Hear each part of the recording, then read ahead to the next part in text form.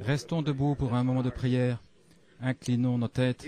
Cher Dieu, nous estimons que c'est un grand privilège d'être ici ce soir, en ce moment solennel, pour apporter un Christ vivant à un monde mourant et une génération qui se meurt. Nous voudrions demander, Seigneur, que tu oignes nos paroles et nos efforts, afin qu'ils ne te reviennent pas à vide, mais qu'ils accomplissent le but pour lequel ils sont destinés. Aide chaque homme, chaque femme, chaque jeune homme ou jeune fille qui sont ici dans le besoin. Et Père, nous savons que nous sommes tous nécessiteux. Et lorsque nous nous en irons ce soir, puissions-nous sentir dans notre cœur comme ceux qui venaient d'Emmaüs après avoir été témoins de la résurrection de Christ, disant, « Notre cœur ne brûlait-il pas au-dedans de nous lorsqu'il nous parlait le long du chemin ?» Accorde-le, Seigneur. Guéris les malades et les affligés.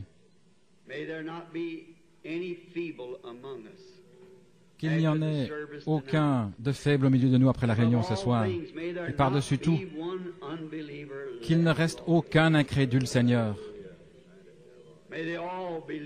Qu'ils croient tous à la vie éternelle, car c'est dans le but de notre rassemblement ici. Ces bénédictions, nous les demandons pour l'honneur du royaume de Dieu, dans le nom de Jésus-Christ, le Fils de Dieu. Amen. Vous pouvez vous asseoir.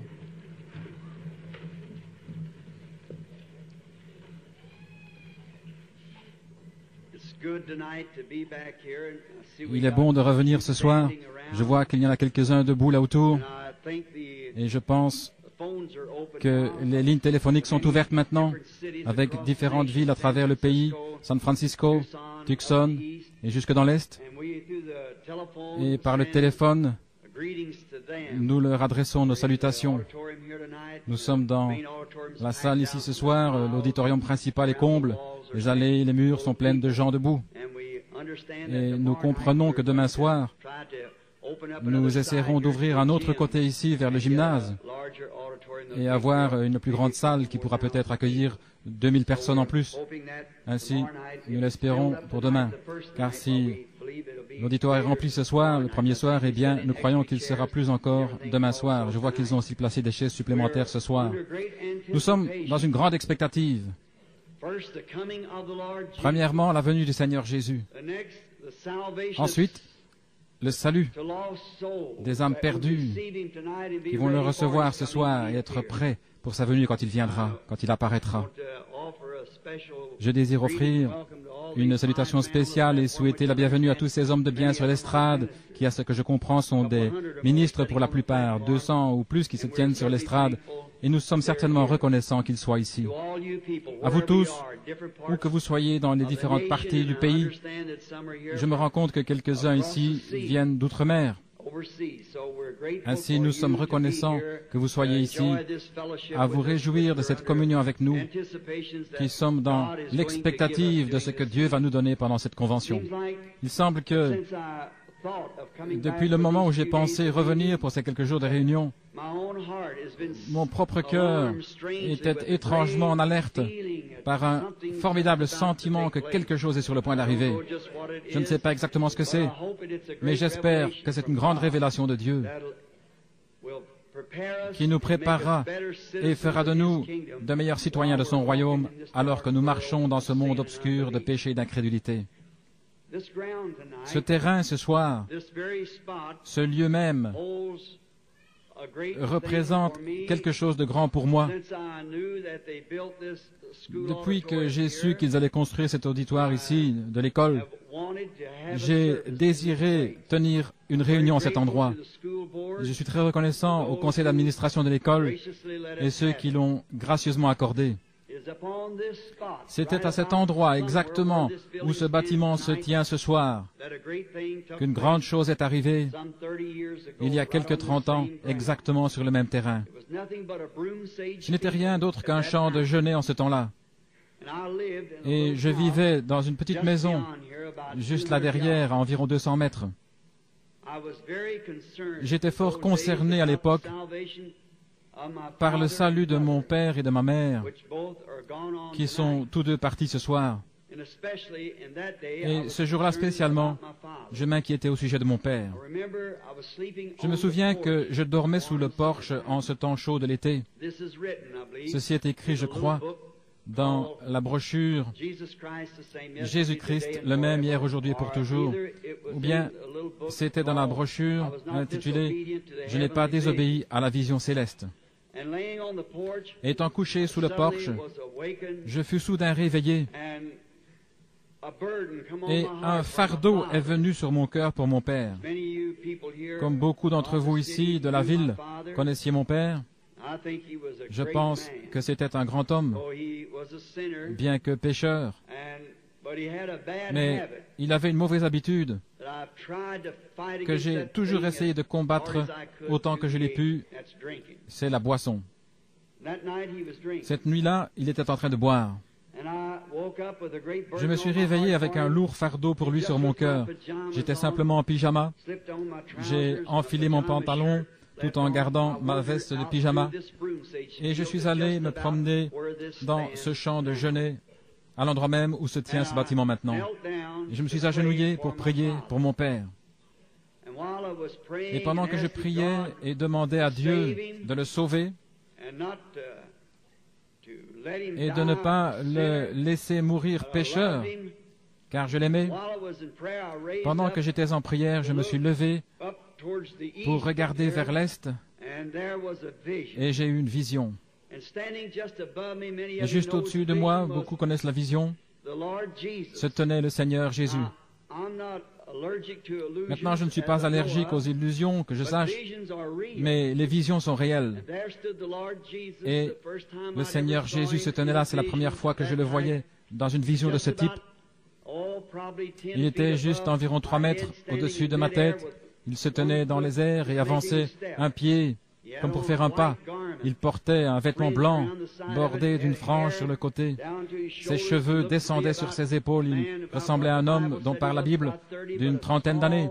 Mais un petit gars d'une constitution mince, très petit. Il semblait qu'il ne pesait pas plus que 65 kilos. Je regardais, je pensais qu'il y avait quelque chose qui n'allait peut-être pas. Ainsi, je me suis frotté les yeux et j'ai regardé de nouveau et il se tenait en quelque sorte de côté, le visage de profil en quelque sorte.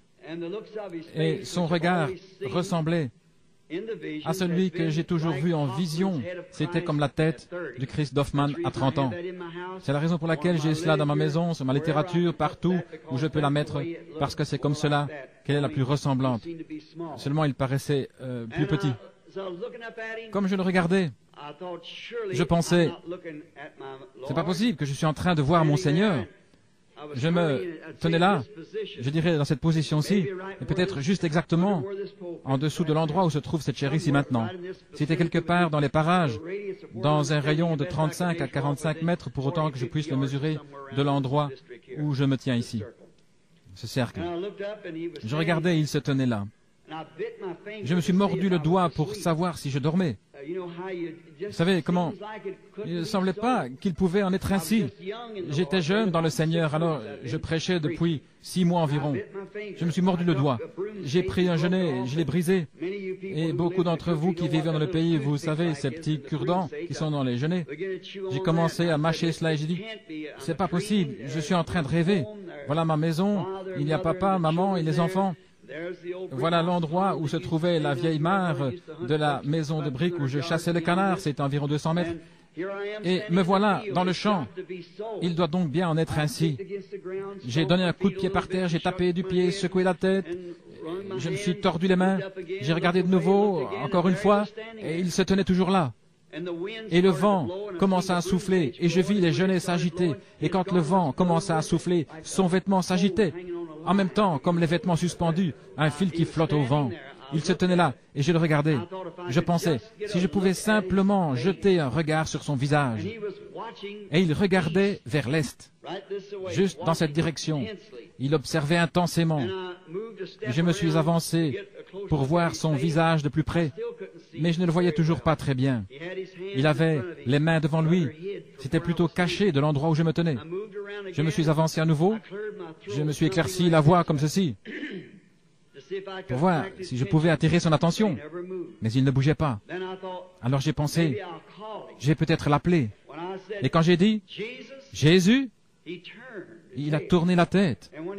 Et tout en me regardant, il a étendu les bras. C'est tout ce dont je me souviens. Et puis il faisait presque jour et j'étais couché là quelque part dans le champ, l'endroit où nous sommes maintenant. Dans le champ, ma veste de pyjama mouillée par les larmes, car j'avais pleuré, je m'étais évanoui. Son visage avait des traits qu'aucun artiste ne pourrait dessiner ou peindre. Il ne pourrait pas le faire. Il avait l'apparence d'un homme dont le simple regard vous amènerait à pleurer par sympathie et avec respect et révérence, et en même temps avec assez de puissance pour renverser le monde s'il venait à parler. Et ces traits ne peuvent pas être saisis par un artiste. Et je n'ai jamais su jusqu'à aujourd'hui ce que cela signifiait. Mais me voici ce soir, 30 années plus tard, me tenant dans cette salle qui a été maintenant consacrée pour le service du Dieu Tout-Puissant. Et j'étais simplement un membre laïque, un ancien de l'église baptiste locale, dont Roy Davis était le pasteur en ce temps-là. Et je me tiens de nouveau ici, dans cet endroit comble, exactement sur le même terrain, avec ce que je pense être le rachat du sang de Jésus-Christ lui-même dans mes mains, pour apporter ce message du Seigneur pendant 4 jours. Juste 6 mois après cela, j'ai eu mon premier baptême ici dans le fleuve, lorsque la lumière est descendue, là, à Spring Street. Comme beaucoup d'entre vous, vous devriez peut-être y aller jeter un coup d'œil. Spring Street et l'eau là sur les berges du fleuve. Et c'est là que l'ange du Seigneur est apparu pour la première fois en public. Un après-midi à 2 heures. Et une voix est venue disant, de même que Jean-Baptiste fut envoyé comme précurseur de la première venue de Christ, ton message précédera la seconde venue. Nous voici 30 ans plus tard et me voici ce soir proclamant toujours ce même message. Il a fait le tour du monde et je suis heureux de revenir dans ma ville pour représenter ce Seigneur Jésus-Christ que j'aime encore de tout mon cœur et chaque jour il devient plus doux que le jour avant. Je n'ai jamais changé un seul iota de ma doctrine. La première chose avec laquelle j'ai commencé, je le crois toujours de la même manière ce soir. Il est le même hier, aujourd'hui et pour toujours. Maintenant, j'ai un message dont je suis responsable. La première fois que le message est sorti, bien sûr, tout le monde priait pour les malades. Il y a eu de grands signes, des prodiges et des miracles. Cela a commencé particulièrement parmi les pentecôtistes. Un réveil universel de campagne de guérison qui a balayé le monde pendant 15 bonnes années. Je crois qu'il y a eu des réveils sur chaque colline. Les feux du réveil qui brûlent. Littéralement, des millions ont accepté Christ comme leur sauveur par cette seule commission. C'est cela qui a inspiré Oral Roberts et d'autres. Et cela s'est propagé de plus en plus après le marasme mortel dans lequel l'Église pentecôtiste est alors tombée. Mon intention et mon désir ce soir, c'est de réveiller cette Église de nouveau pour la venue du Seigneur Jésus qui approche. Je dois la réprimander, je dois réprimander le péché sous quelque forme qu'il soit. Je ne vise pas la dénomination de personne. J'ai un message. Maintenant, il est difficile d'entrer dans une Église et d'y être sponsorisé, comme c'était le cas avec notre Seigneur Jésus, parce que c'est lui, ce n'est pas moi. Mais comme il a commencé à prêcher qu'il guérissait les malades, ressuscitait les morts, qu'il purifiait les lépreux, qu'il chassait les démons, tout le monde voulait de lui. Mais vient un moment où il y a un message qui suit toujours chaque signe, car le signe a une voix. Et un jour, lorsqu'il s'est assis, il a dit, « Moi et mon Père, nous sommes un. » C'était plus qu'il ne pouvait supporter. Il en fut également ainsi quand il a dit, « À moins que vous ne mangiez la chair du Fils de l'homme et que vous ne buviez son sang, vous n'avez pas de vie en vous. » Eh bien, les docteurs et les gens bien pensants devaient dire, cet homme est un vampire humain, essayant de vous faire manger sa chair et boire son sang. Il ne l'a jamais expliqué, il l'a simplement dit. Et ce soir, vous pourriez entendre des choses qui seront simplement dites pendant la réunion, que nous ne serons peut-être pas à même d'expliquer, mais souvenez-vous, Jésus-Christ est le même, hier, aujourd'hui et pour toujours. Nous le croyons. Maintenant, nous n'avons pas le temps de trop parler parce que nous avons certaines heures pour commencer, certaines heures pour s'arrêter, et nous voulons honorer le conseil d'administration de l'Église, de l'école qui a mis ce moment à notre disposition. Nous ferons tout pour les honorer. Souvenez-vous, si à un moment quelconque, un pécheur veut venir à Christ, tout ce que vous avez à faire, c'est de vous avancer immédiatement, que je sois en train de prêcher, de chanter, quoi que ce soit, donnez votre vie à Christ à ce moment même et retournez à votre siège. C'est pour cela que nous sommes là, pour vous aider. Je voudrais parler à frère Vail, frère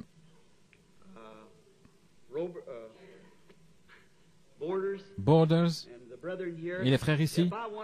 Je me demande s'ils ne pourraient pas tenir à l'église pendant l'après-midi ou le matin un service d'instruction pour ceux qui recherchent le baptême du Saint-Esprit. Cela serait-il bien, frère Neville et vous tous qui pourriez venir, frère Caps? Si quelqu'un désire être instruit sur le baptême du Saint-Esprit, pourquoi ne viendriez-vous pas ici au tabernacle? Qu'est-ce qui serait le mieux, le matin ou l'après-midi?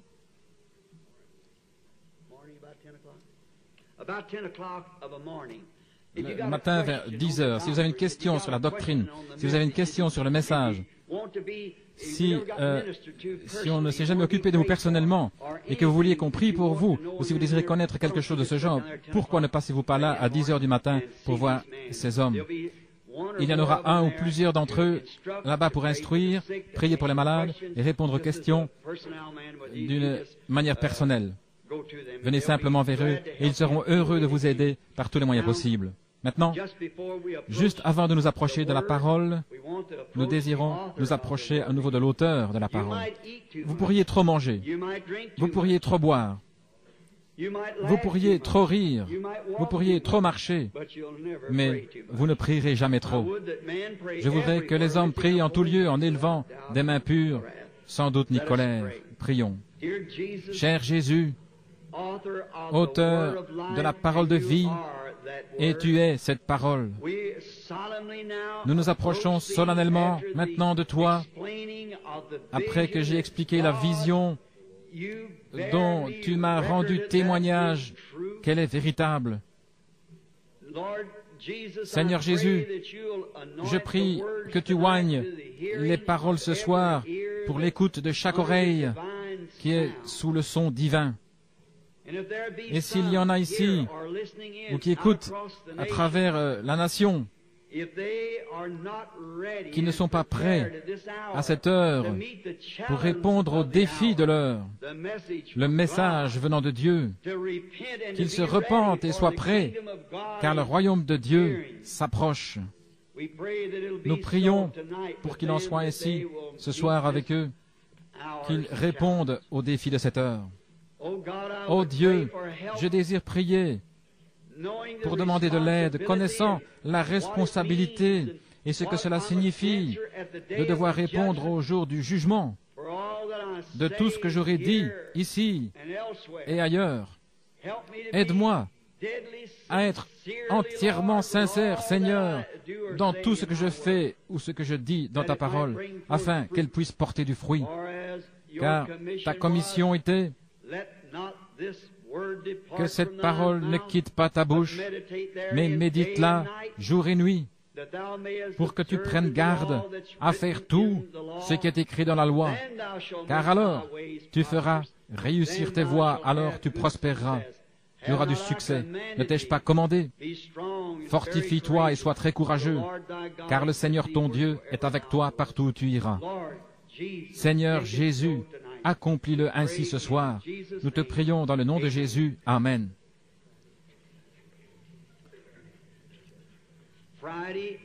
Vendredi et samedi, de 10h à midi, au tabernacle à la 8e rue et à la rue Penn, il y aura des instructions et des réponses sur la doctrine, des prières pour les malades, et encore plus. Venez, si vous avez des questions, quel que soit votre besoin, il y aura quelqu'un pour s'en occuper. Que le Seigneur vous bénisse. Maintenant, pour ce service d'ouverture ce soir, je ne peux rien faire d'autre que de l'introduire directement par notre message. C'est pour cela que nous sommes ici. Et c'est pour cela que je suis revenu. Dimanche matin, le Seigneur voulant, je désire relever ce grand défi du jour au sujet de mariage et divorce. Maintenant, dans Galates 4, 27, je désire lire ces paroles, Galates 4, 27 à 31 inclus, car il est écrit, « Réjouis-toi, stérile, toi qui n'enfantes point. Éclate et pousse des cris, toi qui n'as pas éprouvé les douleurs de l'enfantement, car les enfants de la délaissée seront plus nombreux que les enfants de celle qui était mariée. Or nous, frères, comme Isaac, nous sommes les enfants de la promesse. Mais comme alors celui qui était né selon la chair persécutait celui qui était né selon l'esprit, il en est de même maintenant. Mais que dit l'Écriture?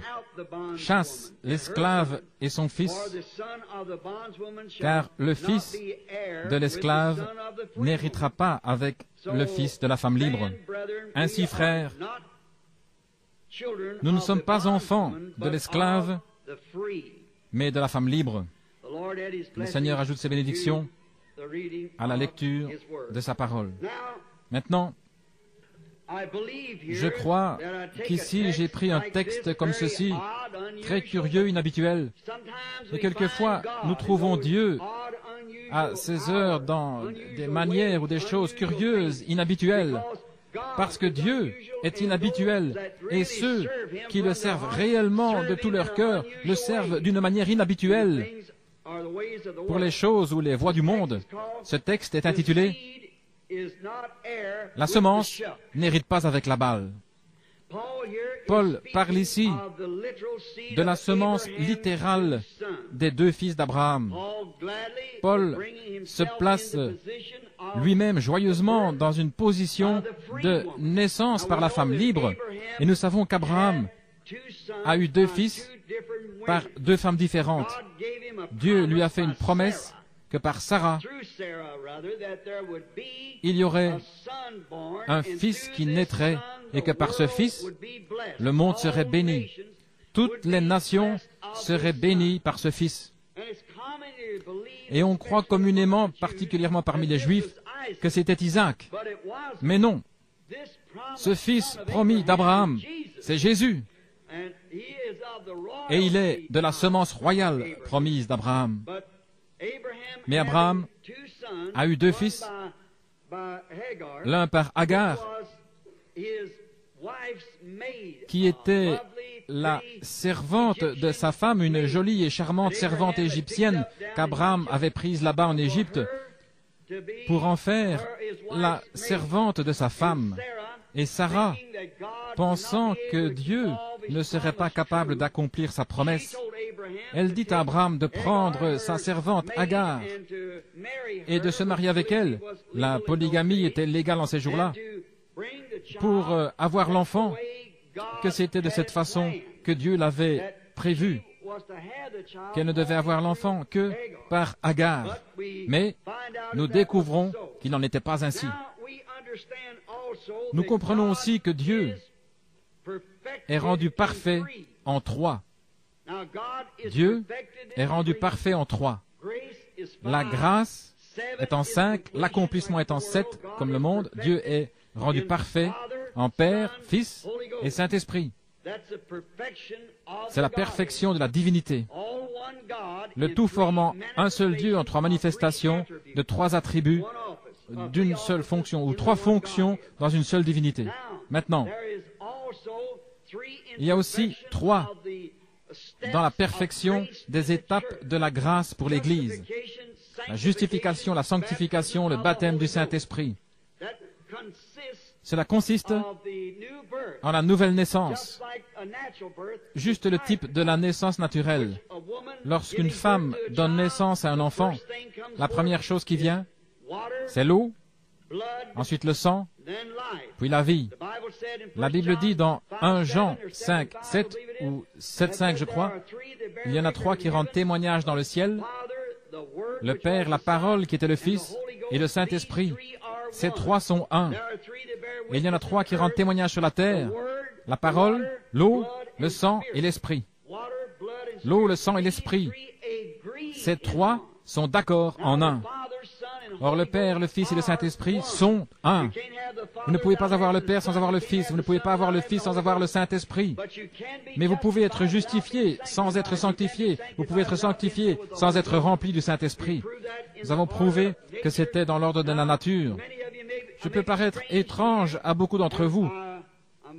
Je suis sans instruction et je suis sûr que vous avez déjà compris, mais j'enseigne en type, comme le naturel typifie le spirituel. Nous voyons qu'il y en a 3 dans la perfection. Dieu est rendu parfait en 3. Maintenant, et il y a eu la perfection dans la semence d'Abraham, qui fut Ismaël, Isaac, Jésus, Ismaël venant de l'esclave, Isaac venant de la femme libre, tous les deux par le sexe, mais Christ, Jésus, est venu par la Vierge, pas par le sexe. Voici cette semence, une semence, pas des semences au pluriel, mais une seule semence. Les autres n'étaient pas la semence d'Abraham, parce que la semence d'Abraham, c'était sa semence de foi dont Dieu parlait, pas sa semence naturelle. Car après la mort de Sarah, Abraham s'est marié avec une autre femme et a eu 7 fils, sans compter les filles. Ainsi, ce n'était pas les semences d'Abraham, c'était la semence d'Abraham, une seule. Et c'était la semence de foi d'Abraham, annonçant la semence royale qui devait venir par la foi d'Abraham. Pas la vie naturelle d'Abraham, mais la vie spirituelle d'Abraham, qui prenait tout ce qui était contraire à la parole de Dieu et le considérait comme n'existant pas, et il croyait Dieu. Contre toute espérance, il croyait dans l'espérance. Voilà la véritable semence dont nous parlons. Ici, cependant, nous avons une image. La semence a commencé, la semence de la promesse a commencé avec un très léger doute de la promesse originale. Voyez-vous comment ça commence en bas? En doutant de la promesse originale. Dieu a promis à Abraham qu'il aurait cet enfant par Sarah. Mais observez maintenant, la première semence d'Abraham est venue par l'intermédiaire de l'esclave parce que Sarah a douté que ceci puisse arriver, parce qu'elle était vieille et avait dépassé l'âge d'avoir des enfants. C'est ainsi que commence l'Église, c'est ainsi que ça commence toujours. Vous commencez, vous partez d'en bas, vous ne partez pas du sommet. Un homme qui essaierait de monter sur une échelle et qui essaierait d'aller d'abord en haut se casserait le cou. Vous devez commencer et construire en montant jusque-là. Et nous trouvons ici le commencement de la promesse de Dieu étant manifesté au travers d'un programme de Dieu interrompu à la suite d'un léger doute. C'est de la même façon que le péché a commencé dans le jardin d'Éden. C'est ainsi que la mort est venue par le péché, lorsqu'une seule parole de Dieu fut mal interprétée ou mise en doute. Vous ne pouvez pas mettre en doute ou mal placer une seule parole de Dieu. C'est ainsi dit le Seigneur. Que chaque parole soit ainsi. Et ici, Sarah, elle, à qui la promesse, Sarah étant une femme qui est un type de l'Église, a douté du programme original de la parole promise de Dieu et a dit, toi, Abraham, mon mari, prends cette belle servante, vis avec elle et sois un mari pour elle, et Dieu donnera cette semence de la promesse à travers elle et je prendrai l'enfant. Voyez, le fait de contourner juste un petit iota a changé le programme entier. Par conséquent, nous devons prendre chaque parole de Dieu comme étant ainsi dit le Seigneur. Chaque parole de Dieu est vraie. Ici, la semence a commencé par une promesse qui fut légèrement mise en doute. Isaac étant la semence de la femme libre à qui la promesse avait été faite, engendra, comme Paul essaie de l'expliquer ici dans Galates, il engendra la semence promise naturelle. Et il continue en disant que les enfants de la femme esclave ne peuvent hériter avec les enfants de la femme libre, parce qu'ils sont de 2 catégories différentes. Et c'est vrai, l'incroyant ne peut pas hériter avec le croyant. Il n'y a aucun moyen du tout, et c'est là le problème aujourd'hui. Vous ne pouvez faire qu'un poulet dénominationnel croît avec un aigle. Vous ne pouvez simplement pas le faire. C'est là que le trouble vient. Vous devez croire chaque parole de Dieu. Vous n'héritez pas ensemble. pas plus que vous vous joindrez à lui. Vous ne pouvez pas le faire. Vous devez être un aigle ou un poulet. Il ne pouvait pas hériter avec Ismaël la semence de la femme esclave à cause du doute. Sarah a douté de la parole de Dieu, que Dieu était capable de l'accomplir. Et remarquez qu'Abraham, voyez sur quoi je construis ce dimanche matin, pour dimanche prochain. Abraham, non, n'a pas douté. C'est Sarah qui a douté. C'était elle. Ce n'est pas Adam qui a douté. C'est Ève qui a douté. Ainsi donc, nous allons découvrir davantage de choses lorsque nous en parlerons dimanche matin. Le spirituel ne peut pas, le naturel ne peut pas non plus hériter avec le spirituel. Pas plus. Les enfants d'Ismaël ne peuvent hériter avec les enfants d'Isaac. Et pas plus. Le charnel ne peut hériter avec le spirituel. Église naturelle, église spirituelle. Il y a une église naturelle, dont ces femmes ici sont le type, et il y a aussi une église spirituelle. Ainsi, l'église naturelle et l'église spirituelle ne peuvent hériter ensemble. Elles ont chacune un moment différent et distinct. Ce sont deux peuples séparés, différents. Ce sont deux alliances séparées, différentes. C'est pourquoi l'enlèvement est différent. Et ce sera seulement pour la semence royale d'Abraham. Cela ne peut venir de la semence naturelle, charnelle de l'Église. Ce devrait être la semence royale de la parole de Dieu à travers Abraham, la semence royale. C'est pourquoi l'enlèvement doit avoir lieu en premier, parce que, souvenez-vous, nous, les vivants qui serons restés, nous ne devancerons pas ceux qui dorment, car la trompette de Dieu sonnera, les morts en Christ ressusciteront premièrement. Nous, les vivants qui serons restés, nous serons enlevés ensemble avec eux et rencontrerons le Seigneur dans les airs. Et remarquez, il est encore écrit, et le reste des morts ne revint pas à la vie pendant 1000 ans. Ainsi, ils n'hériteront pas ensemble, ils ne seront pas ensemble dans l'enlèvement. Il y a absolument une église naturelle et une église spirituelle, une église charnelle et une église spirituelle. Vous voyez, il n'y a pas de jugement pour la semence royale spirituelle prédestinée d'Abraham. Parce qu'ils sont prédestinés à la vie éternelle. Ils ont accepté le sacrifice auquel Dieu a pourvu, et ce sacrifice est Christ la parole. Et il n'y a donc maintenant aucune condamnation. Saint Jean 5, 24, si vous voulez le passage de l'Écriture. Il n'y a donc maintenant aucune condamnation pour ceux qui sont en Christ Jésus. Romains 8, 1. Ne marche pas selon la chair, mais selon l'Esprit. Et Jean 5, 24, celui qui entend ma parole. Le mot signifie comprend. N'importe quel ivrogne peut l'entendre et ensuite s'en aller. Mais celui qui entend ma parole, comprend ma parole et croit en celui qui m'a envoyé, a la vie éternelle et n'entrera pas en jugement. Mais il est passé de la mort à la vie. Oui, monsieur. Celui qui comprend ce glorieux mystère du Dieu révélé, comment Dieu était en Christ réconciliant le monde avec lui-même, comment lui et le Père étaient un, ainsi que les grands mystères de l'accomplissement de Dieu, qui se présente lui-même manifesté dans l'âge des êtres humains, par le canal des êtres humains, et en compagnie d'êtres humains, pour manifester sa parole au jour du lever du soleil à l'est et faire la même chose alors que le soleil se couche à l'ouest pour se manifester dans une église épouse. La parole rendue manifeste. Celui qui comprend, c'est-à-dire savoir, celui à qui c'est révélé par celui qui m'a envoyé, a la vie éternelle et ne viendra pas en jugement, mais il est passé de la mort à la vie. La semence naturelle était seulement le transporteur, le véhicule de la semence spirituelle, comme la tige, l'aigrette et la balle.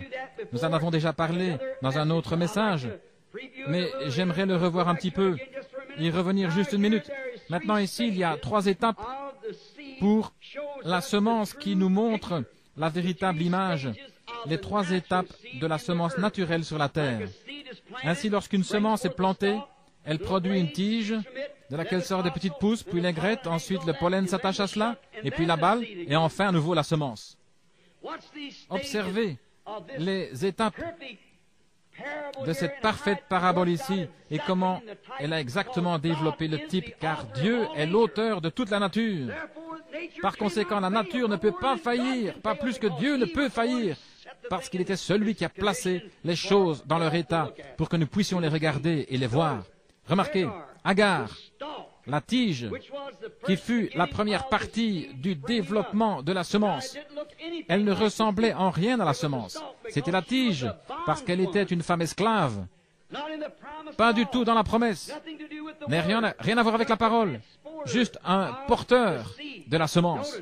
Remarquez, Sarah, l'aigrette, qui avait le pollen. Cette nation juive est née d'elle.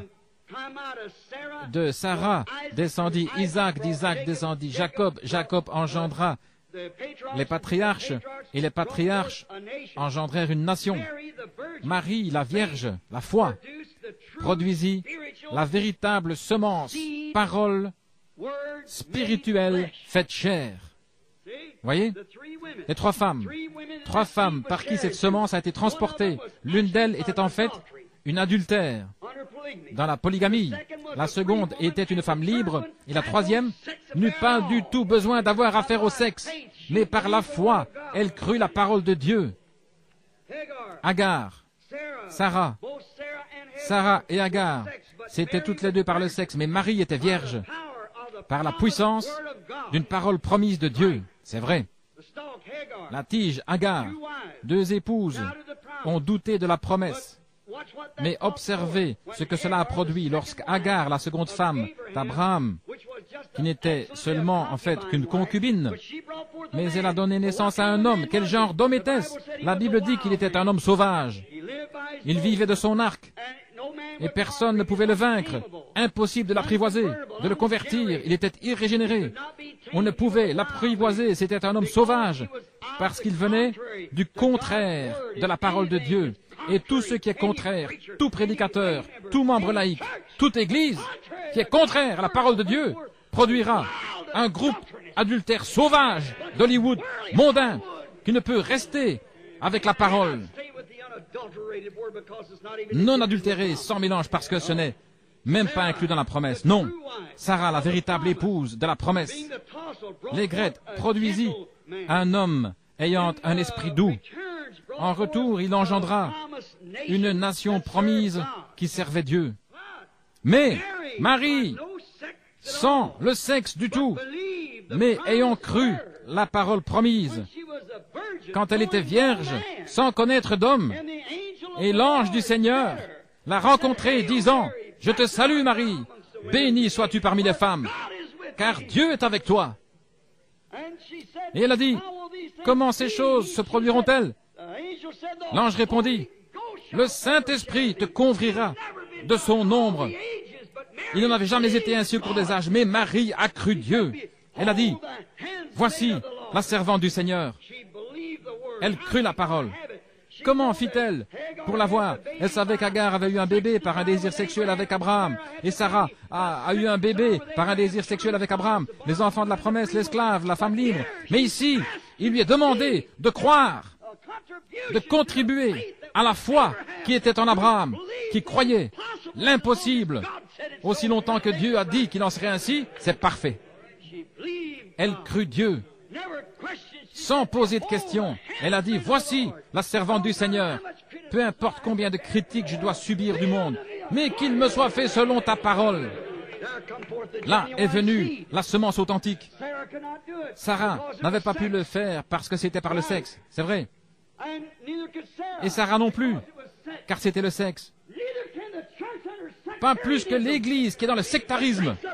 Il faut une croyance, une foi vierge dans la parole de Dieu pour faire qu'une promesse produise des enfants. Le sectarisme ne produira jamais une Église née de nouveau.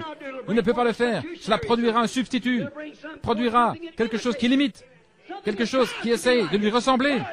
Mais une Église de Dieu authentique, née de nouveau, croit la parole de Dieu face à tout, quoi que ce soit, car elle n'est pas adultérée. Alléluia. C'est par la promesse de Dieu que ces choses viennent. Marie, la véritable personne, hors sexe, dit, « Qu'il me soit fait selon ta parole. Voici ta servante. » Et elle produisit. Que produisit-elle? Pas un homme sauvage? Pas une nation? Mais elle produisit la parole. Dieu lui-même manifesté dans la chair. Alléluia. La vraie semence de Dieu qui manifesta chaque promesse que Dieu fit dans la Bible. Sans lui, aucun homme ne peut vivre. Elle était la vraie semence. Elle était au-delà. Elle fut la balle qui produisit le grain. Maintenant, les deux autres furent des porteurs de vie, seulement comme la semence naturelle. Marie, rappelez-vous, j'ai dit que les deux autres, Marie, ne la faites pas Dieu comme des gens essaient de le faire. Elle n'était pas un Dieu. Non, monsieur. Elle fut seulement un porteur de la semence, comme les autres l'ont été. Mais de même que la foi dans la parole fait avancer vers l'image réelle, c'est ainsi que le blé mûrit. Il vient une tige, puis le pollen, puis vient la balle. Mais vous pensez, cette balle, si vous ne faites pas attention, elle ressemble exactement au véritable blé. Mais lorsqu'elle est ouverte, le véritable blé est à l'intérieur. C'est de nouveau seulement un porteur. Ainsi, vous voyez Marie, pas par le sexe, mais par la foi. Quelque chose exactement comme cela. Marie n'était pas cette semence. Marie fut un porteur de la semence. Il était la semence authentique de foi. Parce que la parole de Dieu, c'est par la foi qu'il l'a donnée à Abraham. Et seule la foi peut produire ce que Dieu a dit qu'il ferait, la foi en sa parole. Remarquez, combien plus Marie fut comme la chose réelle. Mais en tant que la balle étreint cette semence en elle-même. Elle la protège et la nourrit jusqu'à ce qu'elle se trouve seule, mûre. Ainsi, ce troisième âge de l'église de Pentecôte a retenu ce grain pour le faire mûrir jusqu'au moment où la balle s'ouvre. Marie, étant la mère de Christ, fut juste un incubateur. Il n'y avait pas de sang de Marie, il n'était pas de sang juif, il n'était pas de sang des nations, il était le sang de Dieu. Dieu a créé ce sang. Ce ne pouvait pas être le sexe. Il n'était ni juif, ni des nations. Le bébé n'a pas une seule goutte du sang de sa mère. Le sang vient du Père. Nous savons que l'hémoglobine est dans le mâle. Comme les poulets, ils peuvent avoir un œuf. Une poule peut pondre un œuf. Mais si elle n'est pas alliée avec l'oiseau mâle, le coq, il n'éclora jamais. Il est non fertile, bien qu'il ressemble exactement à un véritable œuf fertile. Chaque élément paraît le même, mais il n'a pas de vie en lui. Il en est de même avec les gens qui confessent Christ. Beaucoup d'entre eux ressemblent à des chrétiens, essayent d'agir comme des chrétiens, mais vous devez avoir Christ à l'intérieur de vous, ce qui est la parole manifestée. Sinon, cela ne mûrira jamais jusqu'à devenir un vrai chrétien croyant en la Bible. Ce sera toujours quelque chose de dénominationnel.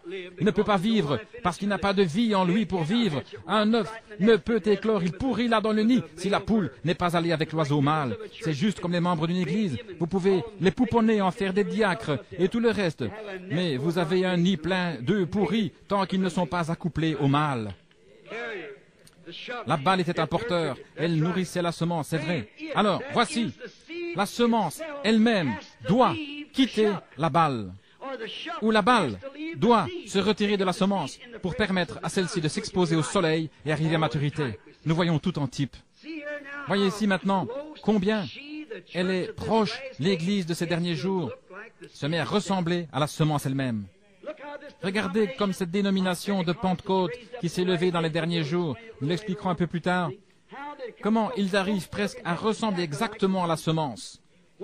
Lorsque la balle est sortie du brin d'herbe du froment, après que le pollen soit tombé là dans la seconde étape et produit la troisième étape qui est la balle, et si vous n'êtes pas un observateur réellement attentif, vous ne serez jamais en mesure de dire si c'est le vrai grain de blé là-dedans. Quand ce premier petit grain arrive, il ressemble à un grain, mais cueillez-le, ouvrez-le, et vous découvrez qu'il n'y a pas de grain là du tout. C'est simplement la balle, un porteur du grain. Le grain provient de cela. Mais souvenez-vous, il n'y a plus rien après cette balle. Souvenez-vous, il n'y a plus nulle part de semence promise à travers une femme après Marie. Il n'y a plus de dénomination promise après la Pentecôte. C'est l'épouse destinée à l'enlèvement qui sort de la semence, la parole manifestée de nouveau. Remarquez, voyez combien cela paraît proche. Matthieu dit, Saint Matthieu 24 a dit, que les deux esprits dans les derniers jours, l'esprit de l'Église, des gens d'Église, Et l'esprit de l'épouse, des gens de l'épouse, serait si proche au point de séduire les élus même, si c'était possible. C'est proche à ce point-là. Regardez comment cela vient de la tige. Remarquez maintenant, nous allons typifier quelque chose ici. Luther, dans l'âge de l'Église, produisant la semence épouse, était le même en esprit, juste un petit grain de semence sur lequel Luther s'est tenu. C'était la justification par la foi. Il était le type même d'Agar, la tige. Remarquez, Wesley fut le type de Sarah. Philadelphie, l'âge de l'amour, qui apporta l'aigrette.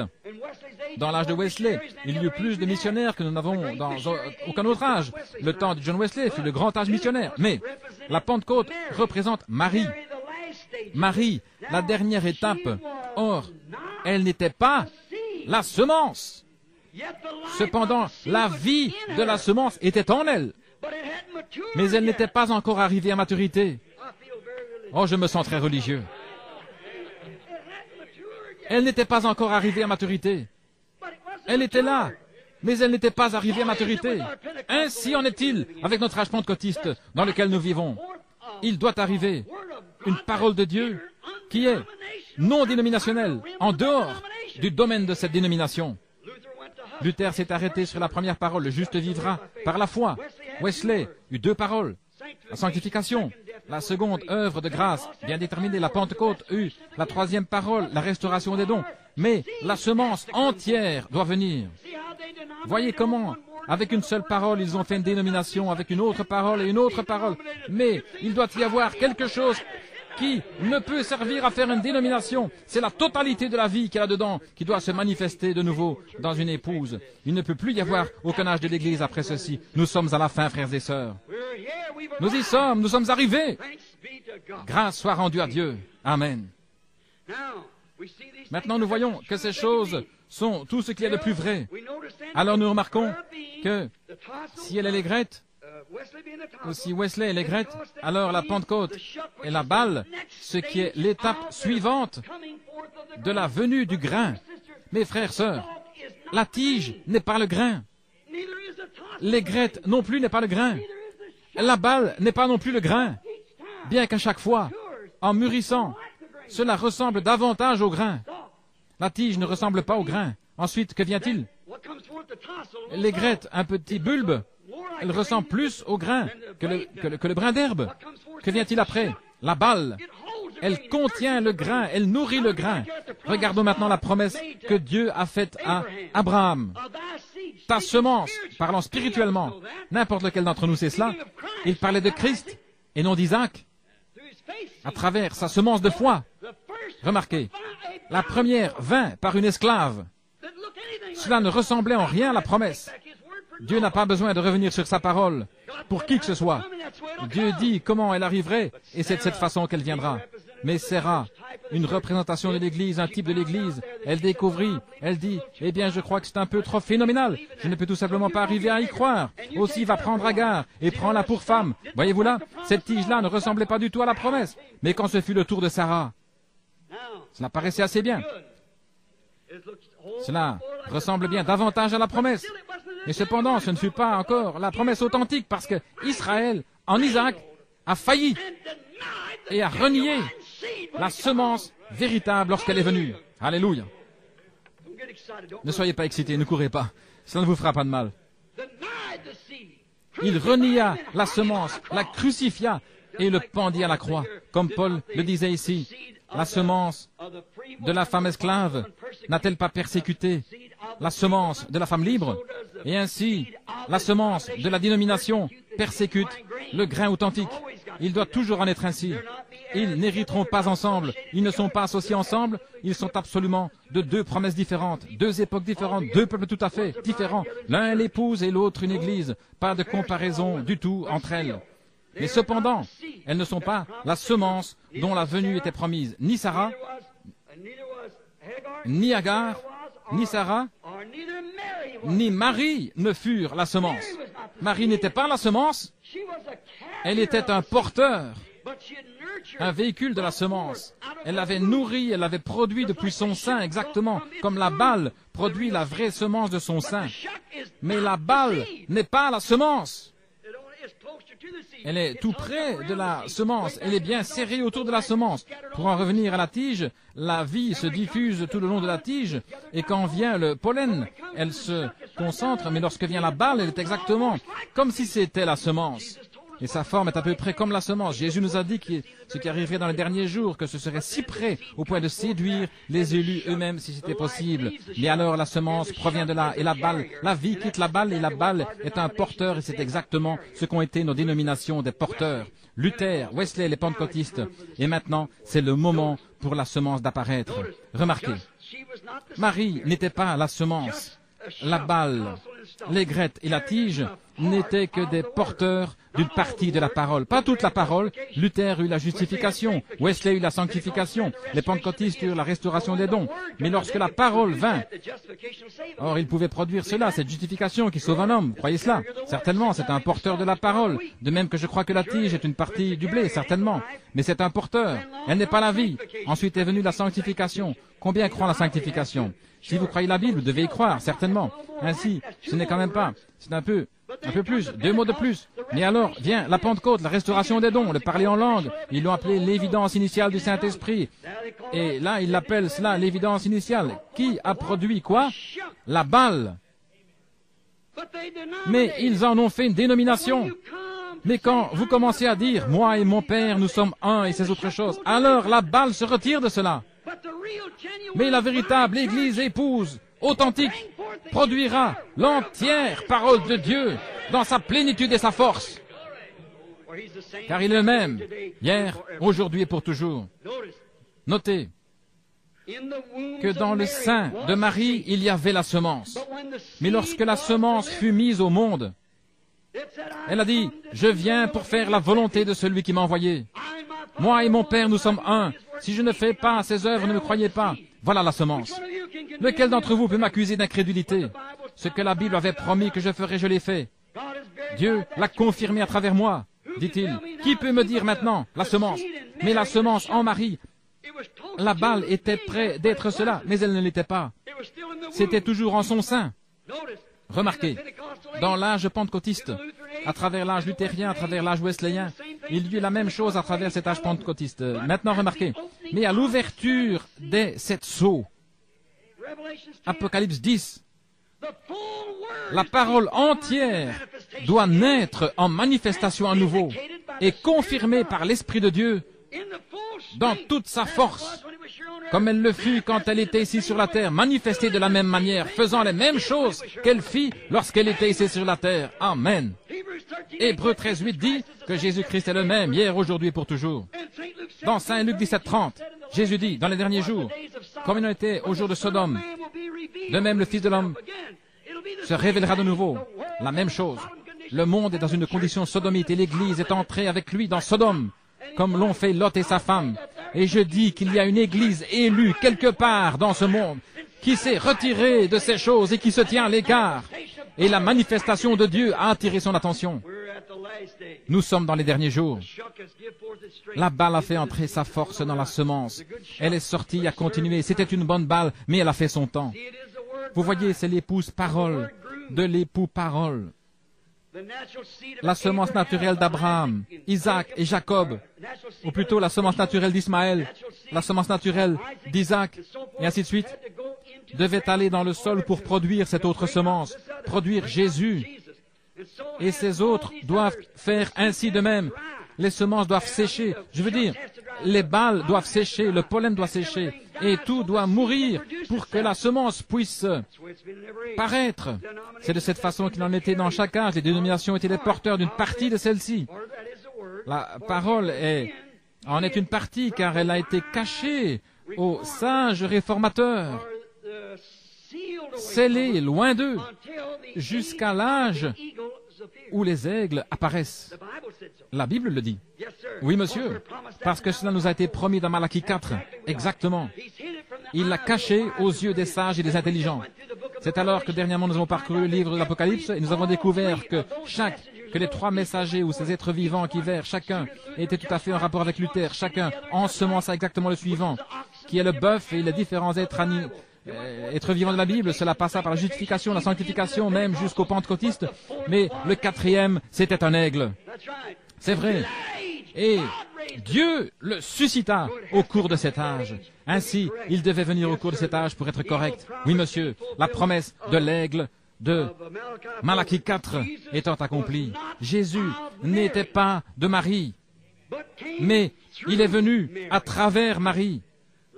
Comme la vie passe par la balle. Maintenant, beaucoup d'entre vous, chers frères ou sœurs catholiques, qui êtes ici ce soir, vous pensez peut-être que Marie était la mère de Dieu, comme vous le dites. Comment pouvait-elle être la mère de Dieu, alors que Dieu n'a ni commencement ni fin? Qui était le Père de Dieu, alors, si elle était sa mère? Il était son Créateur. Elle n'était pas son Créateur. Il se créa lui-même dans le sein de Marie. Pas sa création à elle. C'est lui qui s'est créé lui-même. Il ne vint pas d'elle, mais elle vint de lui. C'est vrai. La Bible nous enseigne que toutes choses ont été faites par lui. Et rien de ce qui a été fait n'a été fait autrement que par lui. Ainsi, comment aurait-il pu avoir une mère alors qu'il était Dieu lui-même? Nous voyons ici maintenant la vraie révélation du vrai type. Il y eut 3 femmes porteuses de la semence naturelle jusqu'à ce qu'elles mûrissent en Jésus. Ismaël ne pouvait pas l'être parce qu'il est né, comme nous dirions aujourd'hui, hors du lit conjugal, parce qu'il était le fils d'une femme esclave. Puis vint quelqu'un ressemblant un peu plus à Jésus, ce fut Isaac. Mais ce n'était pas encore cela, parce qu'il est né par le sexe entre Sarah et Abraham. Mais en continuant, vint Marie, qui, par la naissance virginale, produisit Jésus-Christ. C'est vrai, Dieu, la parole faite chair. Maintenant, regardez, il y a eu 3 femmes. 3 femmes en type ici, des églises. Les femmes typifient toujours des églises, ce qui veut dire 3 âges dénominationnels, des porteurs, qui doivent aussi mourir et sécher, tout comme la balle et ainsi de suite, pour préparer la place pour la semence. La semence ne peut mûrir tant que la balle, la tige et les feuilles ne soient pas toutes sèches, c'est vrai. Elles leur soutirent toute la vie qu'elles ont. Amen.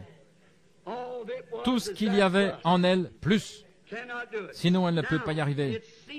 C'est maintenant le temps de la semence ou le temps de l'épouse. Les balles sont mortes, les balles ont séché. Le temps de la parole vierge est là, qui n'a pas été touchée. C'est une vierge, souvenez-vous. Un temps de parole vierge, si vous la mettez entre les mains d'une dénomination, il est certain qu'elle ne sera plus vierge. L'homme y aura touché avant que vous l'ayez. Mais l'Église de Dieu n'est pas touchée par la dénomination. Alléluia. C'est une parole de Dieu, née d'une vierge qui est manifestée. Jésus-Christ, le même, hier, aujourd'hui, éternellement. Alléluia. Comme c'est merveilleux. J'aime cela. Je le crois. Je sais que c'est la vérité. Elle ne sera pas touchée. Il n'y aura pas de manipulation humaine dénominationnelle lors de la naissance virginale de l'épouse.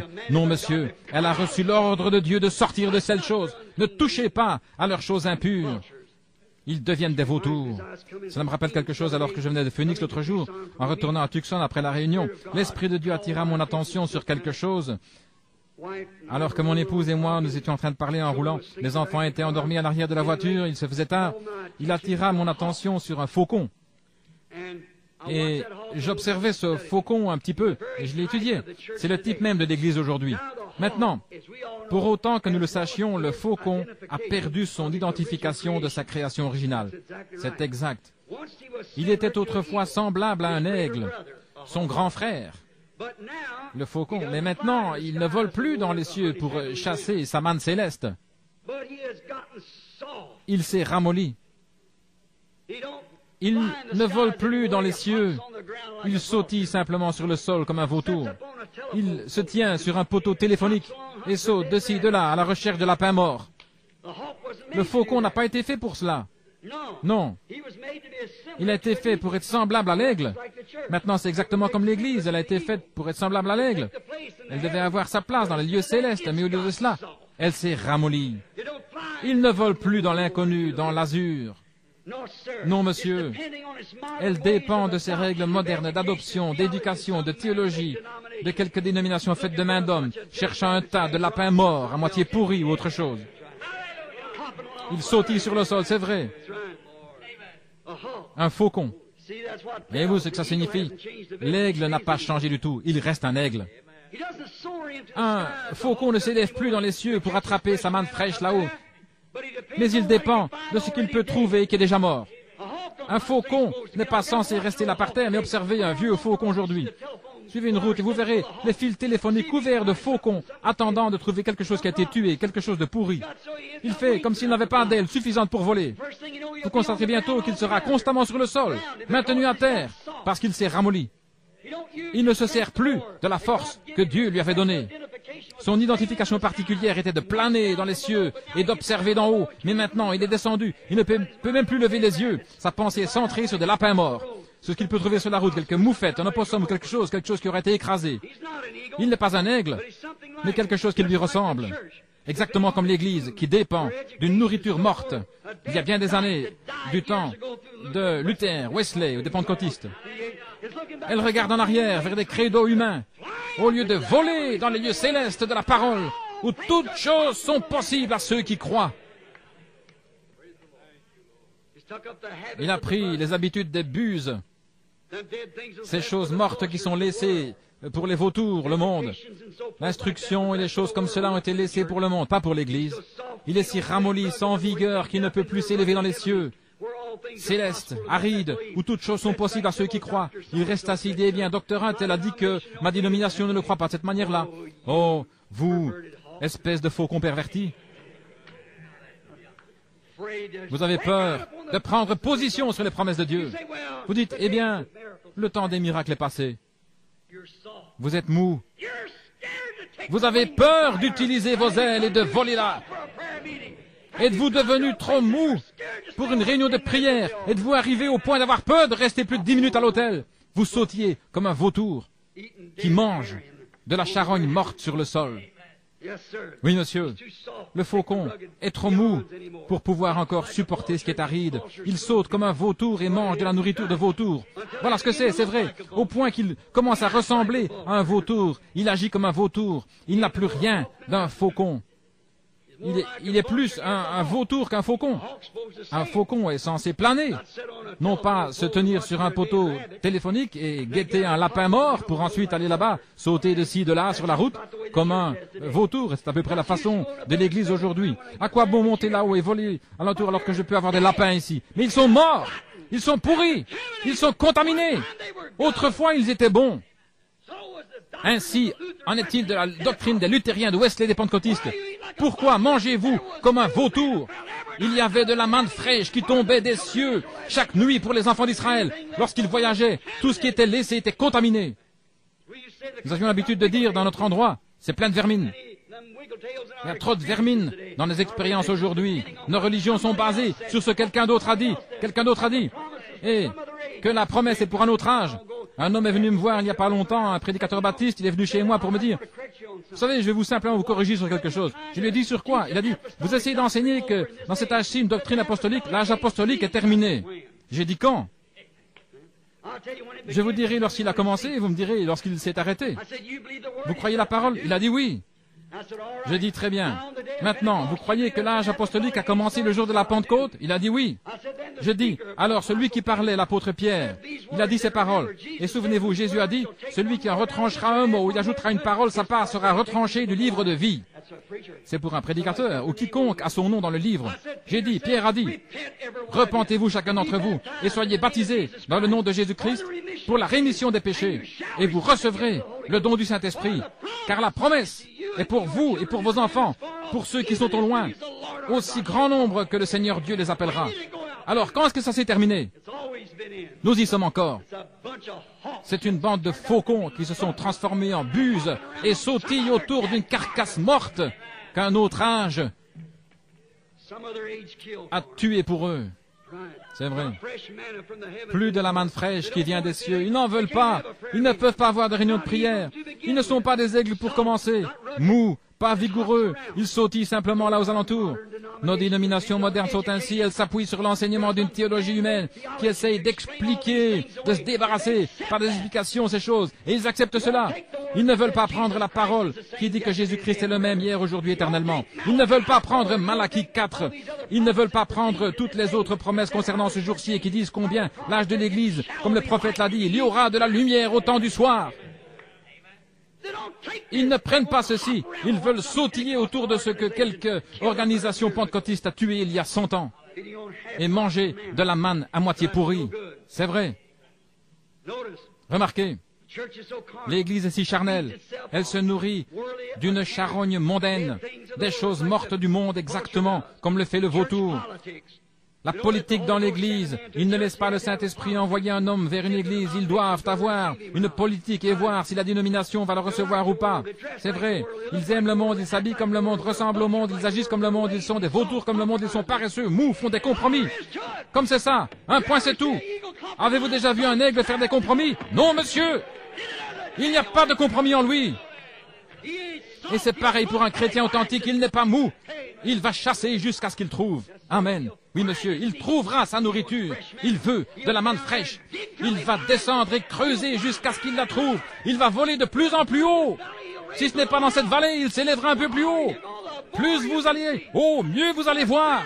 Ainsi, il est temps pour que les aigles de ce jour volent plus haut, et creusent dans les promesses de Dieu. n'est pas vivre de la nourriture de vautours qui a été tuée il y a des années. Sortez de là. La politique votée pour qu'on dire ceci, cela ou autre chose, et le Saint-Esprit n'a plus le droit de citer dans l'Église. Plus de réunions de prière, plus agoniser avec Dieu pour qu'il accomplisse sa parole, plus croire que la parole est la même hier, aujourd'hui, éternellement. Ils ont simplement dégénéré en vautours, sont devenus une dénomination, ils ont mis leur nom dans le livre et sont devenus paresseux et mous.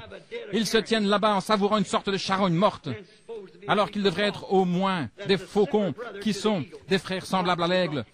Le prophète qui apportait la véritable parole de Dieu la manifestait. Et il se base sur une théologie humaine à moitié pourrie. Où est-ce que cela mène? Dans quelques programmes humains d'école du dimanche, qu'un éducateur a tué pour eux là-bas, dans un séminaire, leur disant que le temps des miracles est passé, le baptême du Saint-Esprit n'existe pas, et tout ceci est du non-sens. Vous voulez me dire qu'un aigle mangerait ça? Il ne le peut pas. Non, monsieur, pas plus qu'un chrétien ne mangera de cette charogne morte des vieilles doctrines dénominationnelles. Il veut la parole de Dieu fraîche, la promesse de l'heure. Dieu a promis des lapins au temps de Luther. Il a promis d'autres choses dans d'autres temps. Mais maintenant, il nous a promis un repas complet. Le menu complet en 7 plats. Avec tous les 7 seaux ouverts et tout prêt pour la parole de Dieu. Pour ceux qui peuvent recevoir. Alléluia. Des faucons qui sautillent là comme des buses. Oh là là. Pensez-y, combien l'heure est critique. Autant le faucon a perdu depuis longtemps son identification de faucon, de même l'Église a perdu depuis longtemps son identification de petit frère de l'aigle, le prophète de Dieu, autrefois porteur d'une vraie parole, la justification, puis il devint porteur de la sanctification, puis il devint porteur du baptême, du Saint-Esprit, la restauration des dons. Mais alors, quand elle va chercher à revenir, constamment manger de la manne d'un autre jour, c'est pourri, ce n'est pas bon. Un aigle authentique de ce jour sait que c'était très bien, mais nous avons reçu cela plus, au point que Jésus-Christ est manifesté dans la plénitude de sa puissance, comme il avait promis pour ces derniers jours. Elle est maintenant une balle sèche, c'est passé. L'Esprit de Dieu est passé à travers elle, c'est vrai, et elle n'héritera pas avec la parole semence confirmée. Elle n'héritera certainement pas, elle ne sera pas dans l'enlèvement, elle sera un membre d'église, elle pourra venir dans la seconde résurrection, elle sera jugée selon ce qu'elle aura entendu. Si vous êtes ici ce soir juste un membre d'église, quel sera votre jugement quand nous devrons tous nous tenir là et témoigner que vous avez entendu la vérité? Elle ne vole plus dans l'azur, dans l'inconnu, dans le surnaturel, où il y a la puissance, les hauteurs des promesses de la parole éternelle de Dieu qui a rendu toutes choses possibles pour ceux qui croient. Elle ne veut pas croire cela, elle retombe directement sur les fils téléphoniques et elle dit, ma dénomination dit que les lapins font l'affaire. Bien qu'il y ait des asticots, c'est très bien quand même, voyez. Elle se base là-dessus. La Pentecôte est comme sa sœur vautour dénominationnelle, occupant maintenant des sièges au grand conseil des impies, certainement, écoutant leurs dirigeants politiques mondains qui la nourrissent de la nourriture de vautours, de lapins morts et de quelque chose qui est passé depuis 50 ans. Voilà l'état de l'Église pentecôtiste. Oh là là. De même que Sarah a essayé d'accomplir la promesse du surnaturel en choisissant Agar. De même, l'Église essaye de provoquer un réveil. Nos grands évangélistes annoncent à travers les pays aujourd'hui un réveil dans notre temps, un réveil dans notre temps. Vous tous, méthodistes, baptistes, pentecôtistes, rassemblez-vous tous. Comment pouvez-vous avoir un réveil de manne fraîche sur un vieux vautour mort? Comment pouvez-vous l'avoir? Un réveil dans notre temps. Le réveil sera si petit qu'ils ne sauront jamais qu'il s'est produit. Les pentecôtistes disaient, oh, une grande chose arrivée. Et c'est arrivé, ils ne le savent même pas. C'est ça, vous voyez? Oui, monsieur. Car là où est la carcasse, là s'assembleront les aigles. C'est ce qu'il a dit. Qu'est-ce que la carcasse? La parole. Il est la parole, la carcasse, Christ. Christ en vous, le même, hier, aujourd'hui, éternellement. Combien c'est vrai. Sarah, essayant de faire que les promesses s'accomplissent. Comme l'Église aujourd'hui, un grand réveil dans notre temps. Par quoi? Par une promesse pervertie. Comment allez-vous le faire alors que Dieu n'a jamais béni les organisations? Il n'a jamais utilisé une organisation. Lorsqu'un message est venu et qu'ils se sont organisés, c'est mort à ce moment-là. Et je défie n'importe quel historien de me montrer où il s'est relevé. Il est mort à ce moment-là, il est resté là. Dieu est sorti tout droit de ce porteur pour entrer dans un autre, sortant des luthériens pour entrer dans les méthodistes, sortant des méthodistes pour entrer dans les pentecôtistes. Maintenant, il est sorti des pentecôtistes pour entrer dans la semence. Parce que ce devait être la semence. Vous ne pouvez pas battre la nature. Pour elle, il n'y a rien d'autre que la semence qui puisse arriver. Ainsi, la semence se reproduira, car il est le même, hier, aujourd'hui, éternellement. La même colonne de feu montrant les mêmes signes, la même puissance, le même Dieu, les mêmes miracles, les mêmes choses, confirmant exactement la parole et la Bible. Il est le même, hier, aujourd'hui, éternellement. Il nous conduit ce soir. Oh Dieu, aide-nous à le voir et à le croire, certainement. Vous voyez, Sarah, l'Église qui a choisi Agar. Ça n'a pas marché, n'est-ce pas? Non. Son groupe trié sur le volet ne marchera pas non plus aujourd'hui. Les docteurs en philosophie, en théologie, tous les porteurs ont échoué. Luther n'y est pas arrivé, Agar non plus. Qu'est-ce que Agar a fait? Agar a donné son fils à un autre saint pour élever son enfant. Pour élever son enfant. Agar a fait cela. Elle a donné son fils unique, au sein d'une autre femme. Pas sa mère, pour l'élever. C'est la même chose que fit Luther, lorsqu'il a donné son fils, la justification, à une dénomination, pour qu'elle en fasse ce qu'elle veut, exactement, pour l'élever. Wesley a échoué de la même manière que Sarah, doutant que la naissance surnaturelle était le baptême du Saint-Esprit, comme Sarah le fit sous le chêne. Quand Wesley fut introduit au surnaturel, lorsque vint l'âge pentecôtiste et que Wesley fit connaissance du parler en langue, tous ceux-ci, ils en rirent et s'en moquèrent. Vous tous, Église de Christ, soi-disant, et vous baptistes et presbytériens, chacun d'entre vous, vous avez fait un pied de nez et vous en êtes détourné. C'est vrai. Qu'avez-vous fait? Wesley, vous avez vendu votre enfant à une organisation. Et il est mort. C'est exactement vrai. Mais la parole, la vraie parole, a continué sa marche. Elle n'est pas restée dans cette organisation. Elle se déplaça dans la Pentecôte et prit avec elle quelques éléments de plus. C'était un fils plus mûr, comme la semence qui tomba dans le sein. Après un certain temps, la colonne vertébrale se forma, puis il y eut des poumons, une tête, des pieds. Ensuite, après un certain temps, le moment de la naissance est arrivé, c'est vrai. Ainsi, c'est comme cela que l'Église a mûri de la même manière. Wesley a douté, exactement comme le fit Sarah sous l'arbre. Elle a dit, lorsque l'ange du Seigneur, un homme habillé comme un ange, Dieu c'était lui-même Elohim, habillé comme un homme qui se tenait là avec de la poussière sur ses vêtements et qui leur donna la promesse, alors que Sarah avait 90 ans et Abraham 100 ans. Et Sarah, elle rit sous cape et elle a dit, comment cela pourrait-il alors que Abraham et moi, eh bien, comme les jeunes, nous n'avons plus eu de relation depuis des années. Et elle avait presque 100 ans, elle dit, et moi avoir du plaisir avec mon Seigneur alors que je suis vieille et lui aussi. Et son courant de vie est mort et mon sein est desséché, ma poitrine n'est plus, les veines lactifères ont disparu. Comment pourrais-je l'avoir? Mais Dieu a dit, je l'ai promis, il viendra de toute façon. Wesley fait de même. Comment pouvons-nous accepter ces parler en langue, la guérison divine et ces choses? Ce n'est pas pour nous en ce jour. Dieu a dit, j'ai promis que dans les derniers jours, je répandrai mon esprit sur toute chair. Il a promis de le faire. Et il est allé de l'avant et il l'a fait de toute manière. Et l'église wesleyenne, avec toutes ses petites sœurs, sont même Pauline, baptistes, presbytériennes, l'église de Christ nazaréen, pèlerins de la sainteté, les frères unis, et d'autres encore, moururent avec elle. Et l'église continua d'avancer. Maintenant, que fit la Pentecôte? Elle s'est organisée, juste comme la balle. Elle a fait la même chose. Elle s'est organisée, elle s'est mise elle-même au rang de la balle, c'est vrai. La Pentecôte fut comme Marie. Regardez comment fit Marie à la fête de la Pentecôte. Qu'est-ce que Marie a fait de faux? Une fois au cours de la fête de la Pentecôte, elle fut confrontée à un groupe de dignitaires, de prêtres. Quand son fils, elle ne pouvait le trouver nulle part. Elle dut revenir sur ses pas après 3 jours de marche. Elle avait quitté, comme l'église moderne d'aujourd'hui. L'église l'a quitté depuis environ 3 fois 25, depuis 50, 75 ans. Elle le laissa à la fête de la Pentecôte. Marie revint avec Joseph et ils le cherchèrent pendant 3 jours. Elle l'avait cherché sans pouvoir le trouver. Mais finalement, elle le trouva. Où l'a-t-elle trouvé? Elle l'a trouvé dans le temple, discutant de la parole de Dieu avec les prêtres. Et juste devant ces prêtres, ces dignitaires. Alléluia. Marie laissa tomber le rideau. Elle fit exactement ce qu'elle n'aurait pas dû faire. L'appeler Dieu, la mère de Dieu. Une mère devrait avoir plus de sagesse que son fils. Et elle dit, « Ton père et moi t'avons cherché nuit et jour avec larmes. » Ton père et moi, prétendant que la naissance n'était pas surnaturelle, que Joseph était le père de Jésus. Elle reniait la naissance surnaturelle.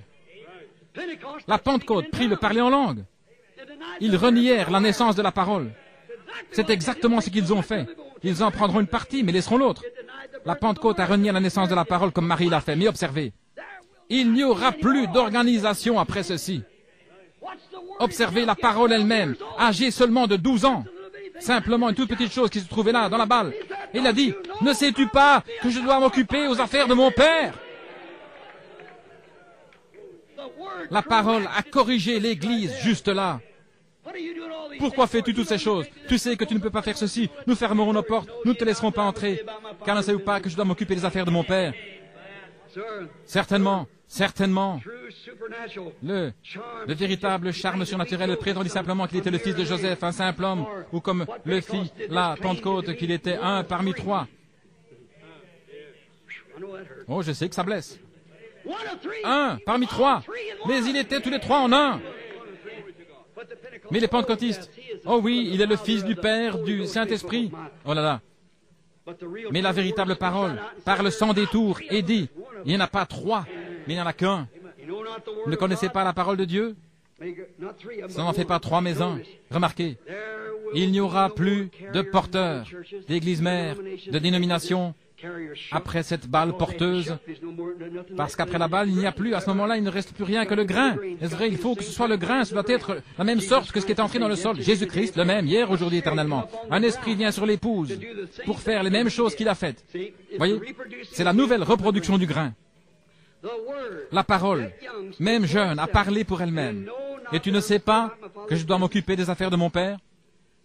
Voilà le secret du message. Exactement. Les affaires du Père. Que sont les affaires du Père? Pourriez-vous penser à ce qu'étaient les affaires du Père pour lui? Accomplir ce qu'Ésaïe avait dit, une vierge concevra. Accomplir Ésaïe encore, le boiteux bondira comme un cerf. Et toutes ces choses qui devaient se produire, comme dit Moïse, le Seigneur votre Dieu suscitera parmi vous un prophète comme moi. C'était les affaires du Père d'accomplir cette parole-là. Eh bien, si cela est arrivé au travers des tiges de cette femme naturelle, qu'en est-il des tiges de ces femmes églises spirituelles? Les églises représentent des femmes, ou plutôt les femmes représentent des églises, n'est-ce pas? Alors, qu'est-ce que c'est maintenant? Nous devons nous occuper des affaires du Père. Crierait le froment, le grain. Oui, monsieur. Qu'est-ce que ça doit faire? Confirmer. Malachie 4. Confirmer. Luc 17, 30. Confirmer. Hébreux 13, 8. Confirmer. Jean 14, 12. Confirmer la totalité de sa parole.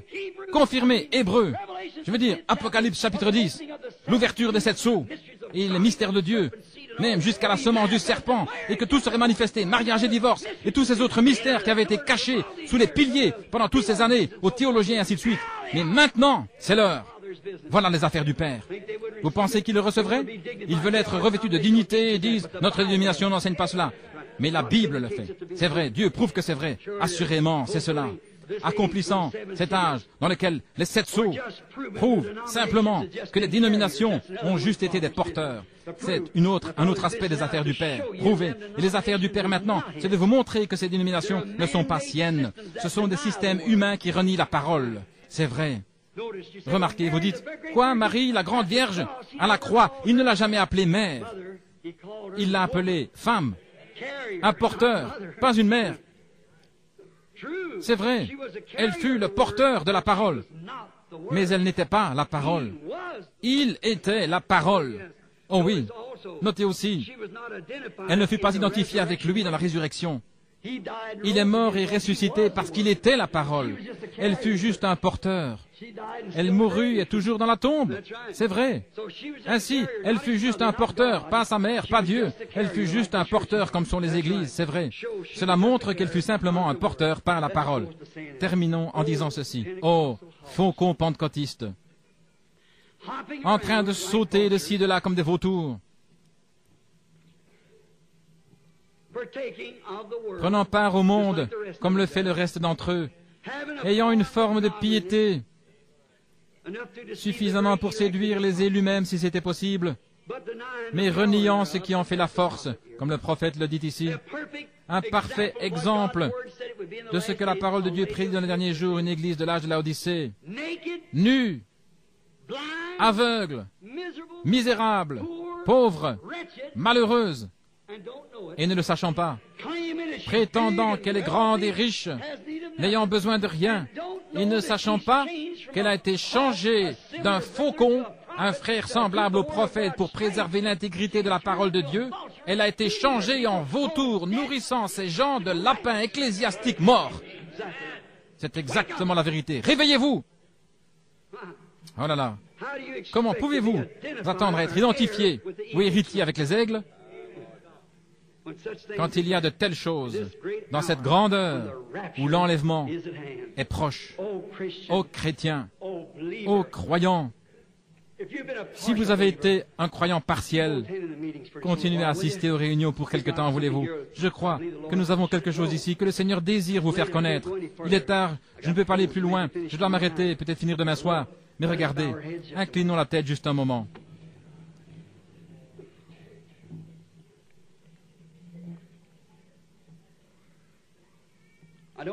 Je ne veux pas que vous remarquiez quelle grammaire j'utilise, mais je désire que vous preniez garde juste un moment à ce que j'ai dit. C'est assez clair pour que vous le compreniez, j'en suis sûr, si vous le désirez. Si vous êtes ici ce soir et que vous n'avez pas cette expérience, je ne dis pas, vous dites, j'ai dansé dans l'esprit, sauté tout autour. Oui, les faucons font la même chose. C'est comme les corbeaux et les vautours. Je ne demande pas cela. Que mangez-vous? Où allez-vous chercher votre repas quotidien? De quoi vous nourrissez-vous? De la parole de Dieu ou de quelque vieille charogne qui a été utilisée là-bas il y a des années? Votre expérience est-elle faite ce soir de quelque chose que vous avez pris il y a plusieurs années? Ou bien est-ce frais et nouveau ce soir, une nouvelle manne qui vient juste de tomber du ciel dont vous nourrissez votre âme? En attendant, demain pour quelque chose de bon et de meilleur. Si vous n'êtes pas ainsi maintenant, levez la main, les yeux fermés. Pas vers moi, mais vers Dieu. Voulez-vous lever la main en témoignage et dites, « Oh Dieu, conditionne mon âme et mon esprit pour que je puisse me nourrir uniquement de la parole de Dieu. » Voudriez-vous simplement lever la main et dire, « Que Dieu vous bénisse, que Dieu vous bénisse. » Je ne sais pas exactement combien de personnes ici. Je ne sais pas bien évaluer, mais je dirais que un tiers ou plus ont levé la main, voulant que leur âme soit conditionnée. Souvenons-nous, dans la prière maintenant, alors que nous courbons la tête, « Cher Dieu, je suis seulement responsable de dire la parole. » Et par ces simples petites paraboles, des petits types, les gens voient que l'un n'héritera pas avec l'autre. Et nous savons que dans les derniers jours, il va y avoir des gens qui vont être enlevés dans les cieux. Et certains d'entre eux seront ici quand Jésus viendra. Et nous nous attendons à ce qu'ils viennent, même ce soir. Et je pense qu'il y a 30 ans, à peu près 30 ou 33 ans, j'étais agenouillé ici peut-être à ce moment de la nuit, aux alentours de 9h30 ou 10h, priant pour un père qui était perdu. Ce soir, Seigneur, je prie pour de nombreux pères, de nombreuses mères, des frères et des sœurs. Ne ferais-tu pas miséricorde du bien-aimé? Il est maintenant trop tard pour mon père de faire quelque chose à ce sujet. Il est passé au-delà des frontières de cette vie. Et bientôt, Seigneur, nous passerons tous par ce chemin. Je dois moi aussi emprunter ce chemin. Chaque homme, chaque femme, jeune homme ou jeune fille ici doit emprunter ce chemin. Et nous serons responsables de ce que nous faisons de la parole de Dieu. Combien cet homme paraissait petit à côté de David lorsqu'il cracha sur lui. Combien ces gens qui crachèrent sur Jésus, la parole, ceux qui le percèrent seront petits quand il reviendra. Combien petits se sentiront les gens qui pouvaient s'en aller d'ici après avoir vu, non pas dans quelques grands termes grecs et ainsi de suite, mais dans la nature elle-même qui nous parle de Dieu le Créateur, pouvant voir les porteurs de la parole et la parole elle-même et connaître l'heure à laquelle nous vivons, et que c'est maintenant le temps de la moisson. Dieu bien-aimé, ne nous laisse pas nous détourner de ceci pour quelque folie du monde, mais laisse-nous le recevoir ce soir de tout notre cœur. Seigneur, crée en moi un bon esprit, l'esprit de vie, afin que je puisse croire toutes tes paroles, accepter Jésus la parole, le même, hier, aujourd'hui, éternellement, et croire aujourd'hui à la partie qui a été donnée pour cet âge-ci. Accorde-le, Seigneur, je le demande dans le nom de Jésus. Et maintenant, je vais demander à chacun d'entre vous, alors que vous êtes ici, pensant très sincèrement à ceci, nous n'avons pas d'église pour que vous vous y joigniez. Nous avons un bassin là pour y être baptisés. Tous ceux qui crurent furent baptisés. Si vous n'avez jamais été baptisé maintenant du baptême chrétien, ceci ne veut pas dire asperger ou faire couler de l'eau, ça veut dire par immersion, non pas dans un titre de Père, Fils, Saint-Esprit, mais dans le nom du Seigneur Jésus-Christ, comme l'Église entière fut baptisée, jusqu'à ce que l'Église catholique introduisit en 303 3 dieux et 3 formes de baptême dans des titres trinitaires.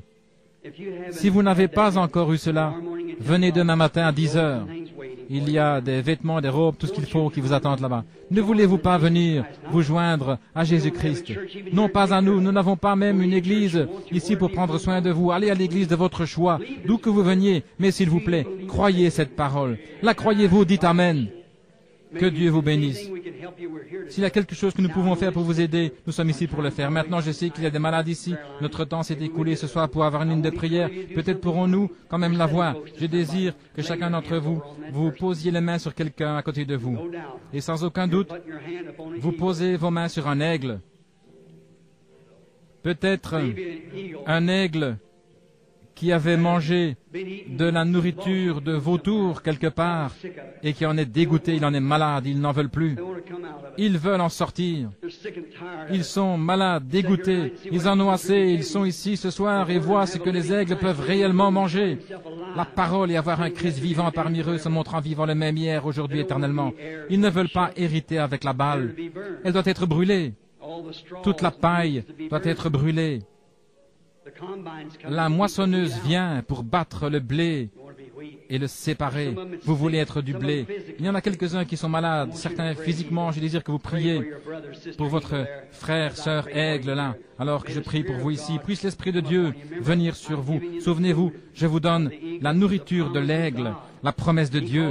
Il appelle ses prophètes des aigles. Il s'appelle lui-même un aigle. Il est l'aigle, Jéhovah. Et pendant que vous avez les mains posées sur quelqu'un, priez pour lui.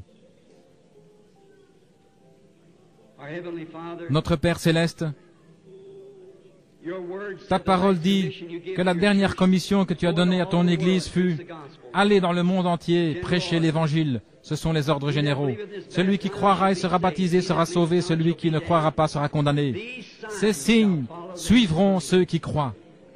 En mon nom, ils chasseront les démons. Ils parleront de nouvelles langues. S'ils boivent quelques breuvages mortels, il ne leur fera aucun mal. S'ils saisissent des serpents, ils ne leur feront point de mal. Et s'ils imposent les mains aux malades, ceux-ci seront guéris. Ô aigle Jéhovah, nourris tes petits ce soir avec cette parole, Seigneur. Ils en ont besoin. C'est le repas dont ils ont besoin. C'est ce dont ils ont besoin, connaître ce qu'est la nourriture, ce qu'est le ainsi dit le Seigneur. Tu as promis que s'ils imposaient les mains les uns aux autres, qu'ils seraient guéris. Ô Seigneur Dieu, enlève maintenant de nous tout doute et toute pensée de vautour. nous nous nourrissons solennellement de la nourriture de l'aigle, de la parole de Dieu, que tout esprit impur qui est dans ces gens, tout esprit de doute, tout esprit de crainte, toute prétention dénominationnelle, toute habitude, toute maladie, toute affection parmi le peuple, que cela parte dans le nom de Jésus-Christ, que cela sorte de ce groupe de gens, qu'ils puissent être libres à partir de cette heure, afin qu'ils soient capables de manger de la nourriture d'aigle que nous croyons que tu vas nous envoyer au cours de cette semaine. Seigneur, brisant ces sceaux et nous montrant ces mystères qui ont été cachés depuis la fondation du monde, comme tu l'as promis. Ils sont à toi, Père, dans le nom de Jésus-Christ. Amen. Tous ceux qui croient et acceptent, levez-vous et dites, je crois, j'accepte cela. Ce que Dieu m'a promis, je le reçois. Que le Seigneur vous bénisse. C'est merveilleux. Tout le monde est debout. Chantons-lui cet hymne maintenant. Je l'aime, parce qu'il m'a aimé le premier. Tous ensemble maintenant.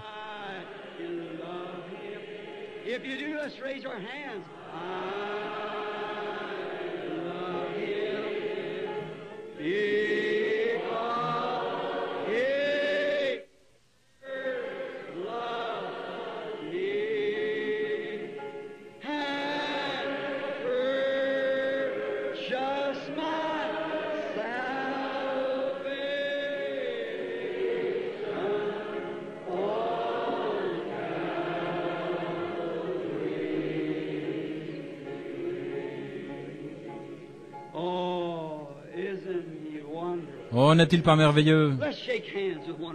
Serrons-nous la main les uns les autres. Frères Aigle, tournez-vous simplement alors que nous le chantons.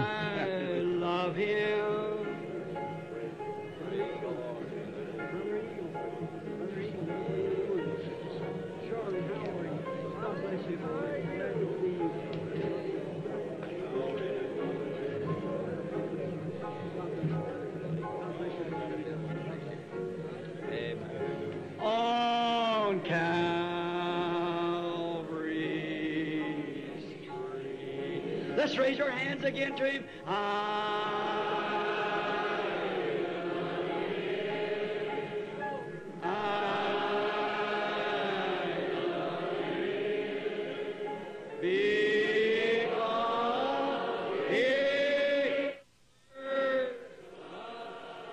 And he made the eagle.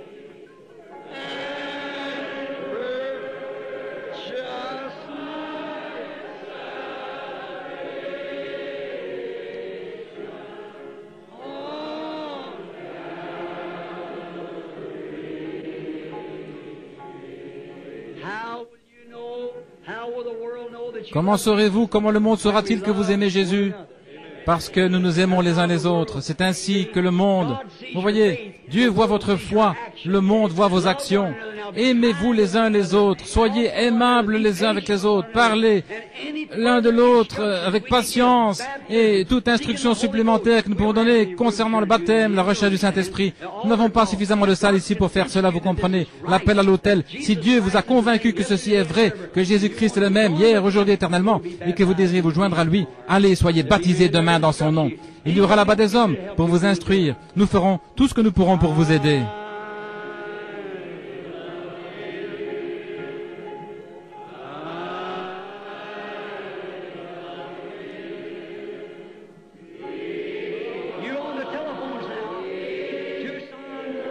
Vous qui êtes au téléphone, Tucson,